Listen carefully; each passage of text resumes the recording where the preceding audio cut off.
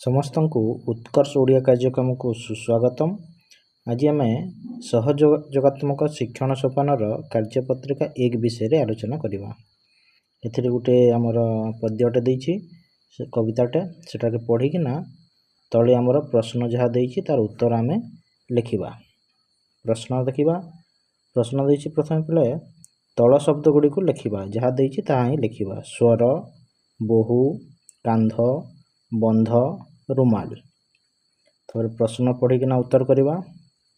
କ ନମ୍ବରରେ ଦେଇଛି ଏହି କବିତାରେ ମୁଖ୍ୟତଃ କାହା ବିଷୟରେ କୁହାଯାଇଛି? ଉତ୍ତର ହେବ ଏହି କବିତାର ମୁଖ୍ୟତଃ ଛୋଟ ପିଲାମାନଙ୍କ ବିଭିନ୍ନ ଖେଳ ବିଷୟରେ କୁହାଯାଇଛି। ଖ କବିତାରେ ଥିବା ଖେଳ ଗୁଡ଼ିକ ବ୍ୟତୀତ ତୁମେ ସବୁ ଆଉ କେଉଁ ଖେଳ ଖେଳିଥାଅ?